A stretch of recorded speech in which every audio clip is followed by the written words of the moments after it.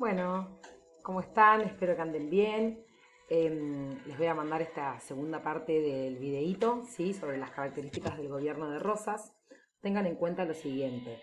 Esta actividad la tienen que realizar como obligatoria, ¿sí? Aquellos alumnos que a partir del lunes 30 figuren como TEP o TED, ¿sí? Que son los alumnos que aún tienen que intensificar los aprendizajes.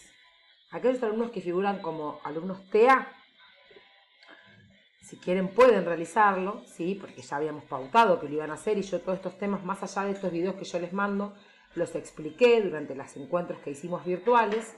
Tengan en cuenta, ¿sí? Que pueden, si no llegan a realizarlos, pueden o no hacerlo. Pero sí la primera parte. Esta segunda parte pueden, los que están aprobados, ¿sí? Y ya prácticamente de vacaciones, pueden no hacerlo, es opcional, pero hay mucha gente que seguramente lo va a hacer como para darle un cierre, ¿sí? A esta secuencia didáctica, así que sepan que estaría buenísimo que sí o sí los alumnos que tienen que todavía intensificar los contenidos en diciembre lo realicen, ¿sí? Porque de hecho figura como contenido prioritario. Bien, veníamos viendo el tema de la importancia que tiene la mazorca, ¿sí? Cuáles eran fundamentalmente, ¿no?, las ideas que se manejaban a través de este disciplinamiento, estos mecanismos a través de la propaganda, ¿sí? Que impulsaba Rosas. Las características más importantes, ¿sí? Es que no solo tenían el segundo gobierno las facultades extraordinarias, sino que también se le sumaba, ¿no?, como explicaba en el video anterior, la suma del poder público por tiempo indeterminado, ¿sí? Esto generaba justamente que, bueno, Rosas fuera la persona que más tenía, ¿sí?, poder en todo lo que era el gobierno de la provincia de Buenos Aires. Tener en cuenta principalmente, ¿sí?, que había una fuerte persecución a los opositores, como les decía recién, censura de prensa y sobre todo una economía de corte proteccionista, que es también un poco lo que les explicaba durante la clase, ¿sí?, que es este tema de proteger los mercados internos y a través de la ley de aduana que favorecía justamente al gobierno de la provincia de Buenos Aires, Rosas se aseguraba un ingreso económico mucho mayor que el que tenía el resto de las provincias. O sea, como que había una gran, ¿cómo decirlo?, ¿no?, una gran diferencia económica entre Buenos Aires y el resto de las provincias, ¿sí? Bien, durante el segundo gobierno de Rosas se agudizan estos conflictos internos, ¿sí? Los unitarios y federales doctrinarios conspiraban desde el exilio, estaban exiliados, y los caudillos del interior comenzaron también a discrepar sobre las iniciativas políticas y económicas que tenía el gobernador bonaerense, ¿sí? La mayoría de los opositores al rosismo se exiliaban en Montevideo, otros quizás lo hicieron en Chile, Bolivia, Brasil o Europa, y en esos lugares sí confluyeron entre unitarios, federales, disidentes y todos los que decidieron abandonar su lugar de residencia por temor a ser calificados de opositores. Entre los exiliados se destacaron los jóvenes intelectuales y letrados que en los primeros años del segundo gobierno de Rosas solían reunirse en el salón literario de Marcos Sastre, ¿sí?, que era un escritor nacido en Montevideo, pero residente desde 1830 en Buenos Aires, y en estas reuniones, ¿sí?, principalmente debatían sobre temas culturales, filosóficos y políticos. En 1938 el salón es clausurado y sus miembros, bueno, debieron exiliarse. Por eso hablamos de que hay una oposición que está formada por intelectuales, ¿sí?, que van a ser estos justamente que yo les comento, ¿sí?, que eran los denominados la generación del 37, y por otro lado, sí, una oposición interna y externa que estaba formada desde justamente armada, ¿no?, o sea, desde lo militar.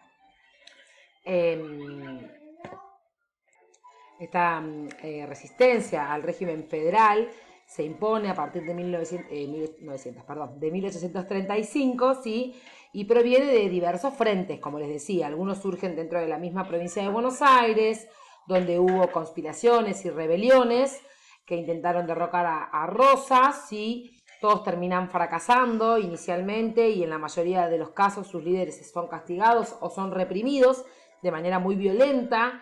También en las provincias se manifestaron resistencias, como ocurrió en Corrientes en las provincias o en las provincias del norte, ¿sí?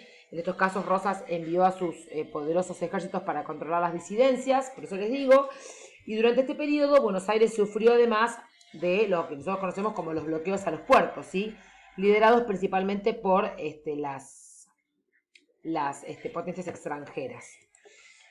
Bien, esto es un poco lo que les estaba comentando, ¿sí? Esta generación del 37, que desde el exilio todos ellos desarrollaron una intensa propaganda antirrosista a través de escritos en los que denunciaban el despotismo del régimen y formularon nuevas ideas para el futuro.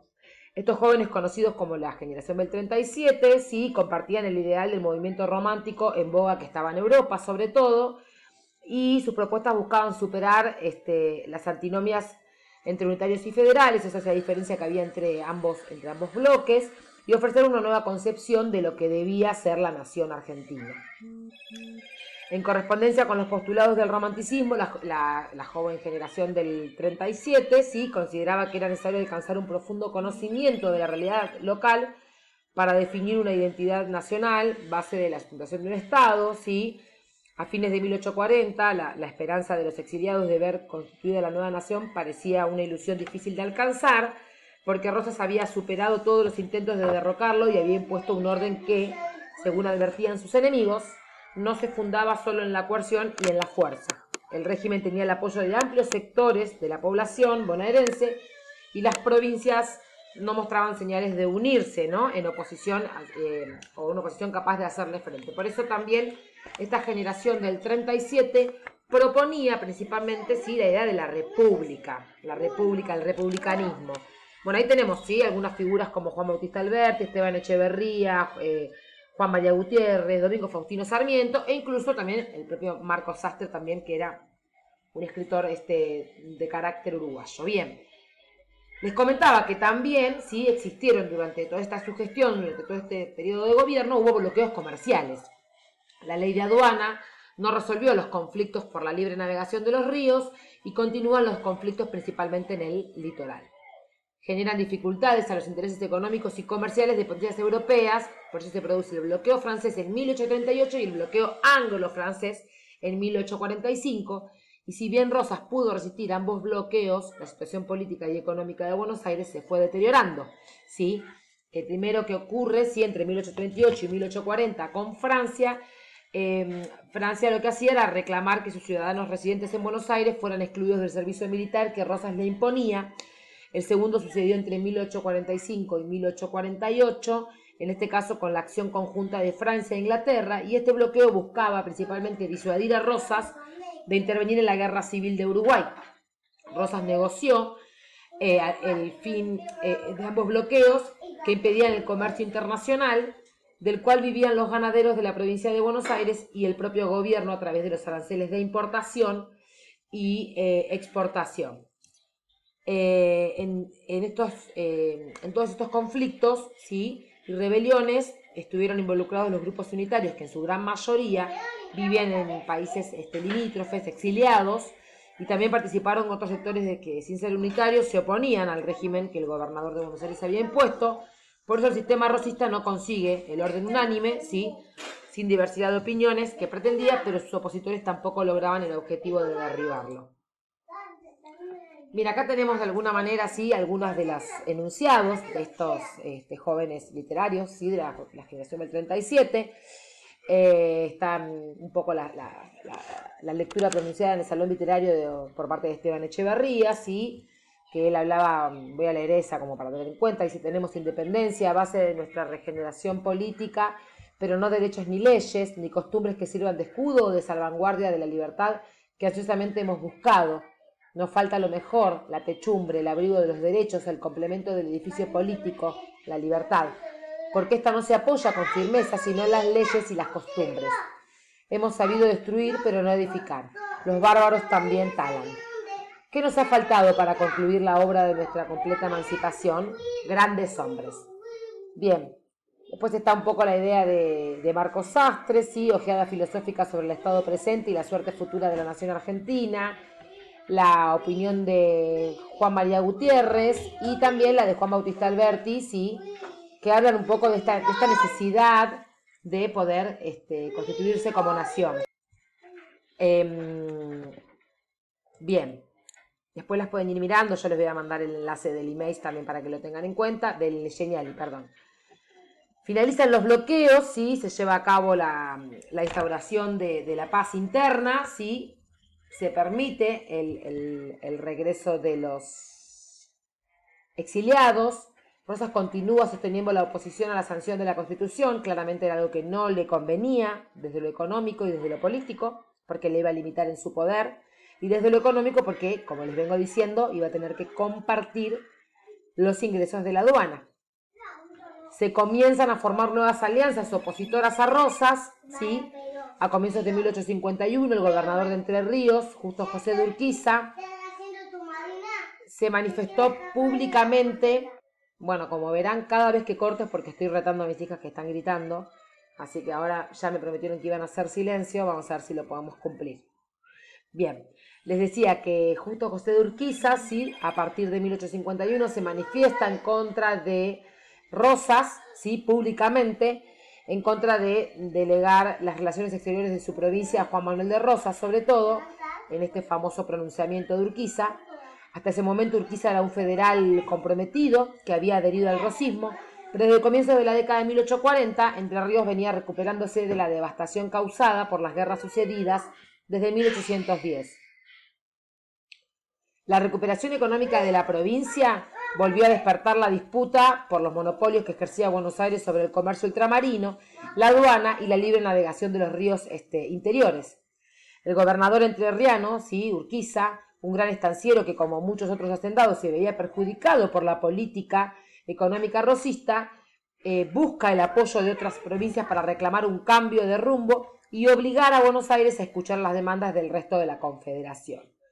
El pronunciamiento de Urquiza, que se lleva a cabo el 1 de mayo de 1851, se negaba a delegar las relaciones exteriores, fue prácticamente una declaración de guerra, ¿sí? Hacia Rosas, y el resto de las provincias decidieron no apoyarlo con pronunciamientos similares. Corrientes fue la única que se alía al gobernador entrerriano, y para enfrentar a los poderosos ejércitos de Rosas, Urquiza sacudió entonces a los dos países vecinos que en ese momento estaban en conflicto con Buenos Aires, que eran Uruguay y Brasil.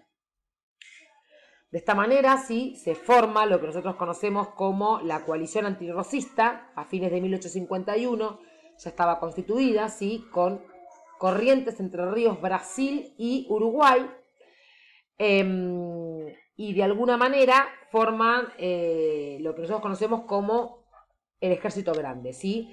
El objetivo era muy claro, ¿sí? Lograr la libre navegación de los ríos interiores. La campaña militar se inicia en Montevideo, algunos de los exiliados que estaban allí se unen a este Ejército Grande también, todos comandados por Urquiza. Bueno, no sé dónde había quedado, pero tuve que frenar, me van a perdonar, estoy con mi niña sola y bueno, me filmo y tengo que frenar. Les decía que se forma este Ejército Grande, ¿sí? Se lleva a cabo el pronunciamiento contra Rosas y se le declara la guerra. Los ejércitos de Rosas y de Urquiza se enfrentaron en febrero de 1852 en la batalla de Caseros, a 30 kilómetros de la ciudad de Buenos Aires, y la coalición resultó vencedora, y ahí es donde Juan Manuel de Rosas fue definitivamente derrocado. Bien, con todo esto, ¿qué es lo que quiero que hagan? A partir de la lectura de los fragmentos de los representantes de la generación del 37, identificar sus principales características y posturas, o sea, la postura de cada uno de ellos, ¿sí? Por otro lado, la idea es que lean el fragmento de la carta de Juan Manuel de Rosas y que, o sea, se la escribe a Estanislao López, y que respondan, analicen la posición de Rosas ante el tema de la organización nacional, reconozcan sus principales argumentos, qué estaba sucediendo en algunos países europeos de 1830, a qué atribuye Rosas esa situación, y cuál era el sistema de organización que proponía Rosas y cuándo lo implementó.